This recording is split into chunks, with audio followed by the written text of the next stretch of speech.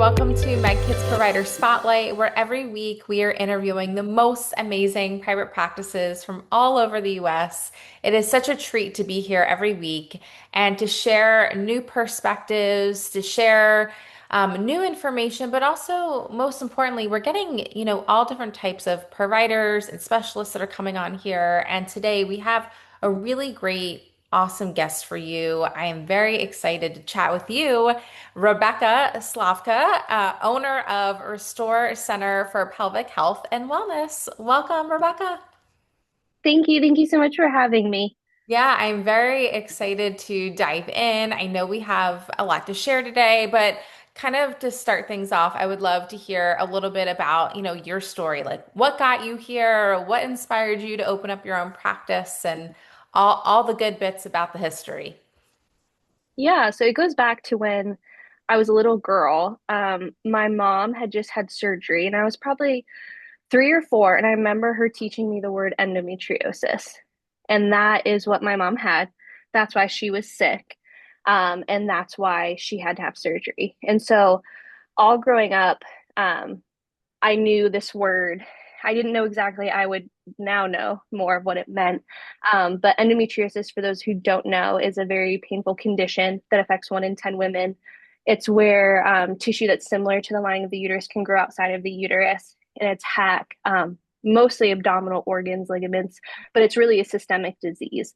And so my twin sister and I, when we started menstruating, started to have a lot of the symptoms of painful periods, pain between periods, things like that. And I always had such a great mom who was so empathetic and she understood, and like she was never pushing me to go to school if I was uncomfortable or in a lot of pain, which is not a lot of women's stories. Usually it's this is what's like being a woman, sorry, you have to go to school. This is what's expected. And so kind of having my own journey with endometriosis and then going to physical therapy school, I learned about pelvic floor physical therapy. I was referred to it by my OB-GYN. And at that time, I was in PT school and I didn't know what it was. And so I started doing more research into it and did a rotation in it and loved it. I remember coming home and telling my husband, I said, one, we've been pooping wrong our entire lives. And two, this is where I belong. And so I started, that was about 7 or 8 years ago, right out of school, specialized in pelvic health and was very blessed to have wonderful mentors. Got my international board certification and my endometriosis distinguishment.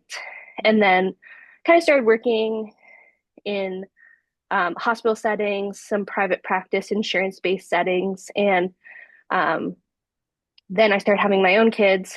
Was very blessed to be able to have two beautiful daughters. And my youngest daughter was a really hard pregnancy, a lot of complications. And then at 9 months, they said, we think she has cerebral palsy. And then at a year old, she started to lose weight, was very sick. They're like, something's really wrong. And so she started to get deathly ill. And it was kind of at this turning point in my career where my PT assistant was retiring and I was now going to have to work my 20 hours plus her 20 hours. With then I had run out of all my PTO very quickly. And it was getting to the point of where what I needed was not going to be able to be provided for me in terms of time off. And, I think we averaged 80 appointments in less than 6 months. It was like 2 to 3 a week for her. And my husband is self-employed, and he said, Becca, like, stop working for other people. Like, you are a specialist in the field in this. You have the certifications, you have the patient caseload. Um, he said, let's just do it. And so I told him, I said, if you find me a place and a place to practice, I'll do it. And so he is a real estate agent. So within, Well, that 24 worked hours, out. it did. So That within really worked 24 out. hours, he had a spot for me. And so I think it was like that day. It was like, I think 2 or 3 years ago, just this past week, I started my LLC and started put my 4 weeks in, started practicing. But we always say those patients that I had those first 5 months were patients that, were so loyal to me, but didn't care about me as only a provider, but as a person and as a mom. And so they were front row seat to my daughter. You know, a lot of scary diagnoses were thrown around, a lot of procedures for my daughter. And they were front row to that. And they said, whatever you need, like, we'll still be here when you get back. And so we always say that, like, we are a center of who we are because of our patients being as wonderful as they are. And obviously, my daughter's doing really well now. But it's one of those things where it's such a blessing that we were able to do this and be successful in it. That's amazing. As hard as your story is, and I always feel like this is why I always ask, what's the history, what's the why? Because the why is so important and I think determines so much within your practice. And like you said, like a lot of people seen the front row show of what you were going through, but also I'm sure through your own journey of, growing up, hearing things from your mom to experiencing pregnancy on your own, I'm sure you have a lot more input to the pelvic floor therapy than maybe people that have not gone through some of the, I think, heartache and some of the difficulties when you're experiencing pelvic floor issues, right? Absolutely. And I think that I remember one of my mentors told me, she said, we only hire people who have had pelvic floor dysfunction themselves because we are the people that get it. And, especially, you know, going through the medical system with my daughter and having to advocate for her, and then also just having to advocate for my own healthcare through living with chronic pain. Like, our healthcare system's broken. Like, anyone will tell you that. And so to be able to provide a center that is focused on, we are where patients want to go because we give the care that we feel like our healthcare system's missing. Yeah. And we want to give the kind, compassionate, empathetic care that's not restricted by insurance or by scripts or things like that.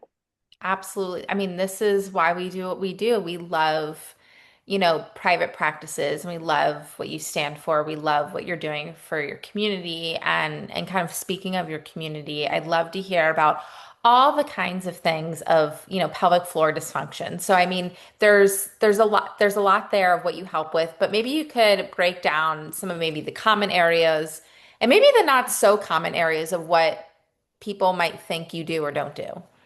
Yeah. So I'm so glad we have 6 hours today to like talk about pelvic floor. Because I love all things pelvic floor. But like, the nitty gritty of it is pelvic floor dysfunction. It affects every aspect of your life. So it's GI issues, it's bladder issues, it's reproductive issues, it's urine leakage, it's pregnancy, postpartum. We treat male pelvic floor too. Like, that's a huge misconception, is that men don't have pelvic floors or they don't have dysfunction, but we treat men for erectile dysfunction, penis pain, testicular pain, groin strains, things like that. We do a lot of hip pain, a lot of chronic low back pain. We joke a lot of our patients are like the fabulous flunkies, where they've like flunked or failed out of PT somewhere else, but really it was a pelvic floor issue. And so we also joke that if you came in with like a shoulder issue, I'd be like, man, it's your pelvic floor. Like, that's really what it is here. But a lot of people just think pelvic floor is like, oh, just do Kegels, just a little bit of leaking, or like pregnant ladies. And it's so much more than that. And especially when you get into the chronic pelvic pain, our center prides itself. We're the number one referral for Cleveland Clinic and Mayo Clinic in this area. And so Awesome. we see a lot of the like nitty gritty, like, what is going on here, chronic pain. And it's just it's such a full system approach. But pelvic floor is just fascinating because it's all so many things. It's constipation, diarrhea, bladder, Yeah. reproductive. Yeah. I really love the way that you describe it. It really affects all areas of life. There's things that, you can't stop thinking about. It can, doesn't help with your mood, doesn't, sleep, whatever. Yeah. And then that all has its like snowball effect to Yes. how you're feeling. And so I do think there is a lot more that meets the eye, but in terms, it's so awesome that you're referred also by really great and notable, healthcare providers and hospitals, things like that. But how would you say also that your approach is different when someone comes in for maybe their first consultation? What walls are you breaking down for people? Like what makes what you're doing with pelvic floors, unique or different than obviously there's distinctions between just physical therapy and how you said people who flunked out of physical therapy are coming to you guys, but maybe you can dive into that a little bit more. Yeah. So one, it's really hard to find a good pelvic floor therapist. Mhm. So all pelvic floor therapists are not created the same. So let's say that I wanted to jump into pediatrics. I loved kids. I want to do kids. If I took one weekend course in pediatrics, would I be a pediatric specialist? Mm. No. I Yeah. would be able to maybe treat some like very high functioning kids with cerebral palsy, probably be able to help like a 12-year-old little leaguer get back to pitching. But I don't know how to fit braces. I don't know how to work wheelchairs and equipment. I don't know how to do stretching for newborn infants with torticollis. It's a whole specialty. And so most pelvic floor therapists that you see have only taken one weekend course. They are certified to check your pelvic floor, which is vaginally. So they're not allowed to treat men. They don't know how to treat chronic pain. They don't know how to treat bowel issues. So one, coming to our center, all of our therapists, yes, they have that baseline certification, which is absolutely, if your therapist doesn't have that, you shouldn't be going there. But we also have years of training. Are all trained in so my other two therapists, they're newer to the field, but they're studying to take their board certification right now. So we have a lot. We prioritize once a month. We have 2 hours of hands-on training and research that we do and that we look at together. So a lot of training on our part. But our approach is also different in the way that we are out of network with insurance. So all of our patients get 1 hour one-on-one treatment. We are all very highly skilled in manual therapy. So in an insurance-based practice, it's hard because a lot of insurances don't reimburse for manual therapy. And then it's especially hard with insurance-based because a lot of insurances don't approve a lot of diagnoses of the pelvic floor. Mhm. So pain with sex, if that's why you're coming in, you're not going to get this covered. And so we work outside of that. And so we touch our patients. We're highly skilled at what we do. We know the research. We attend both national and international conferences with research to learn what's going on, what's the newest thing that's happening. And then we also work with some researchers in the area that do research specifically for endometriosis. So we go to research conferences with them. We help if they're doing like clinical trials or need patients. We advertise that to our patients to try and help and be in the know with the hottest research that's going on. But I would argue that also our therapists um, they're the kindest that you're going to get. So we love listening to, we love being your cheerleaders. We love advocating for you. I called someone's rheumatologist the other day because she's like, I just feel like she should know about this. And like, I just feel like this is connected. And I was like, I'll call her. Like, I don't mind talking to her about your care. She's probably not going to agree, and she's like, she says that this is totally different than like what my pelvic issue is, but I think it's connected. And I was like, I think it's connected too, but I'll call her. And That's so awesome. yeah, so we pride ourselves on the highest quality of physical care, but also the highest quality of emotional and just kindness care that you can give. That's amazing. There's so much there to think about, but the one thing that I love that you just said is that you're willing to collaborate with others. And I think when you look at a patient, you know that you're not just the end all be all, but if you can get some other people on board with helping them with their care, so Yeah. they ultimately feel better, feel seen. That's such an A plus. Like that's awesome that you guys do that. I think that's incredible. Yeah, it's important. And we have a list of like preferred providers that we have.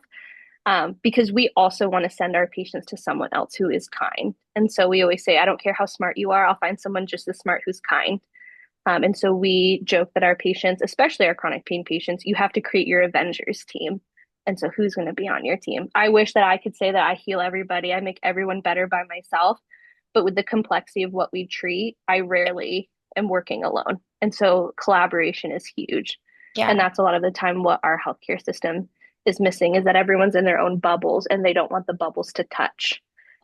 Yes. And the other thing too is that you, because of all the different conferences and research that you guys are doing, because of all that, you just kind of have a leg up on saying, yeah, this actually could be connected, or we just read this and this is interesting. You should know about it. And I think that just furthers better care.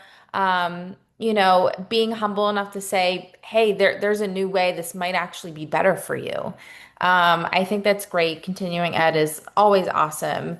And actually, speaking of more education, you kind of threw out some tidbits a little bit earlier about this, but I love this question and I do want to ask it because I feel like with every specialty, there are misconceptions about what people do. And you debunked, I feel like, largely a lot today.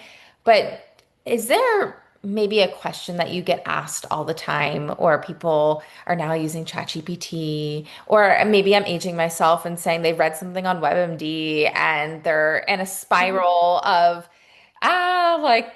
something is really, really wrong, in a very negative way. What are maybe some of those fire alarms, sirens that you get that you're like, man, this is just not true. If I could just tell someone today, for once and for all, this is not what this is, or this is what this is. What are some of those things for you guys? I think my biggest pet peeve is when people just like, because one, it's hard to talk about pelvic floor dysfunction.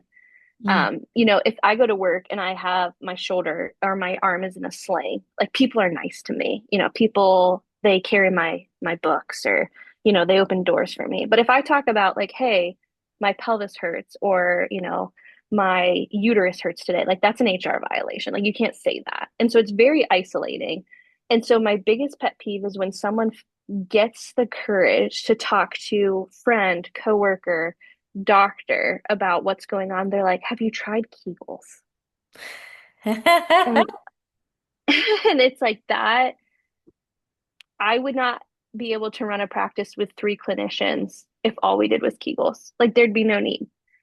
So that's really, and then also people who are in pain, the advice they're given of just like, oh, sex is painful. Like, have you tried just like drinking some alcohol before having sex? Like, are we supporting rape culture? Like, what are you talking about? So I feel like it's more of just people are just, instead of like sitting with people in their discomfort, they just give out these like ridiculous things. And then especially our male patients, like this is the one field I feel like in medicine where men like don't have the upper hand. And so a Yeah. lot of our male patients, they were told like, oh, you don't have a pelvic floor. Oh, it's just prostatitis. They've been on antibiotics for 3 years. And so a lot of our men actually find us through Reddit because they go down the Reddit like rabbit hole and it says like look for a pelvic floor provider who has these things. And so then they Google it and then our website comes up and they see that we have those things. So about 30 to 40% of our caseload at all times is men. And so that's where I just feel like there's this huge disconnect, or people think, oh, pelvic floor, that's for pregnant and postpartum ladies. Like that's it. But it's so much more than that. And it affects so much more. Like it really does because GI issues, bladder issues, reproductive pain issues, hip pain and back pain, like they can ruin your life. They ruin everything. They ruin your social life. They ruin your relationships. And so it really bothers me when people don't see the potential of what pelvic floor PT could really do for them. And so a lot of our patients do find us from Google or from Reddit by just Googling symptoms. I mean, one, those are some wild claims from whoever Yeah. told those other people that this is what this is, or this is what you should do. Have you tried just Kegels or whatever? Drinking alcohol, like that's just that's wild. First of Yeah. all.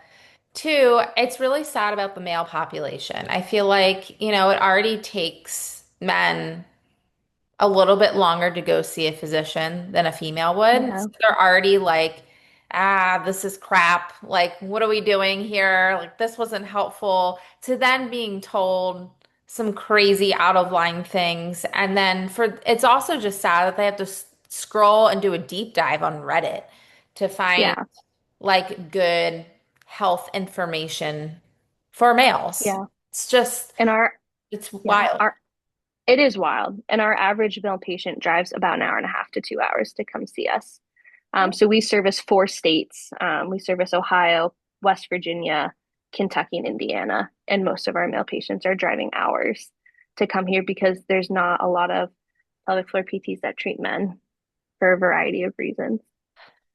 I feel really sad for them. It That is sad. stinks. I feel like there is a thing as medical gaslighting, but I feel like sometimes they get it on the worst spectrum. And women too, like saying, your Absolutely. uterus, it's everywhere, but yeah, that's just a shame. So I really appreciate you breaking down some of those misconceptions because it's so important for everyone to hear that this is, if you're struggling or if you feeling pain isn't normal, Yeah. maybe seek out, other treatments. So I really, really love this. And because Rebecca, you've given such great advice and pro tips and debunking of myths here, I would love if you could maybe give us a few pro tips of maybe some homework that you might give to a client or something that would improve our health or put it into a favorable trajectory today. Something small that we could all do.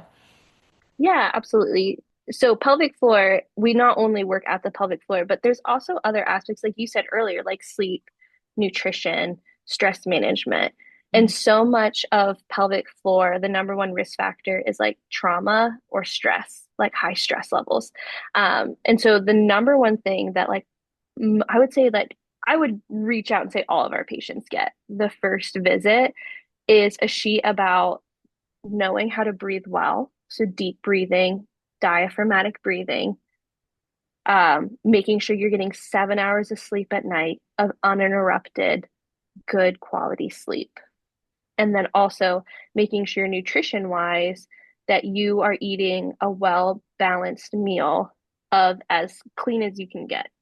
Um, so I joke that I'm crunchy. Like my family's relatively crunchy. We have our own chickens. We get beef from the farmer next door, but like we also like Chick-fil-A. And so, but making sure that and I guess a lot of it is just coming, I grew up in the 90s. 90s diet culture was really toxic. And so Horrible. relearning, yeah, and especially now having girls, it's like I don't want them to Mhm. know what the word diet means. Like I want them to know that there's not good food and bad food. There's just moderation and good and there's just better choices and good choices to have and listening to your body of when you're full or, it's okay to want a treat. That's totally fine. Yeah, I'm always down for a good treat.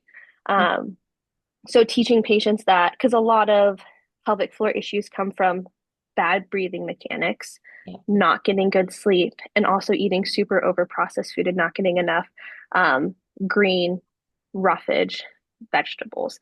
And so those are the things where anyone who really comes in, those are like the quick, we can blast this really quickly and help us get to the core of actually what's happening.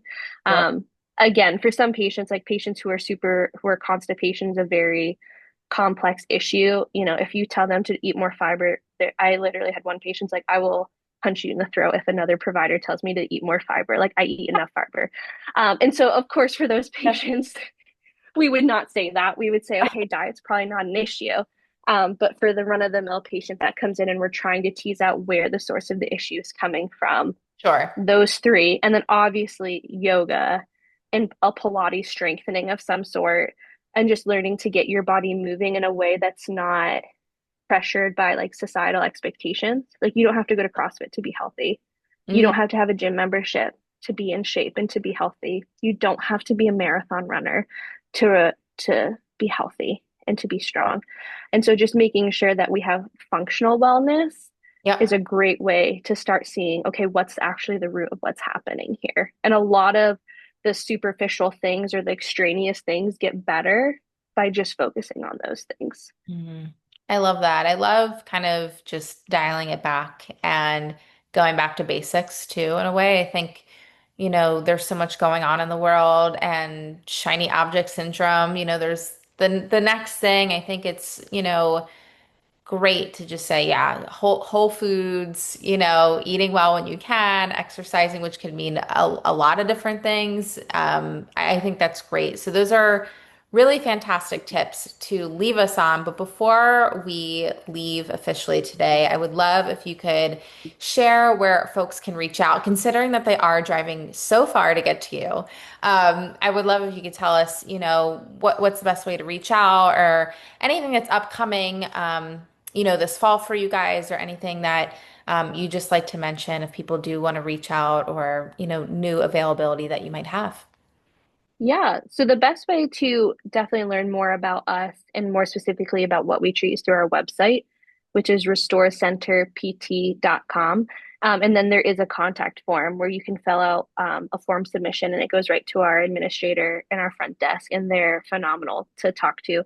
A lot of our patients actually love calling to schedule because they like just talking to our administrator because she's also had pelvic pain. And so she has also benefited from pelvic floor PT. So she's a warm personality to talk to. She's always a listening ear.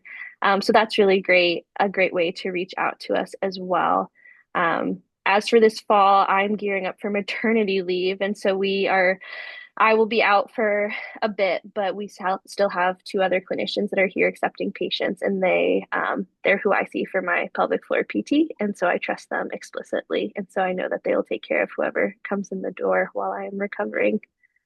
That is amazing and congratulations. And Thank you. this has been so amazing. You are fantastic. You've given us a lot to chew on for this next week. So appreciate your time and we hope to have you on again very soon. Thank you so much. Anytime.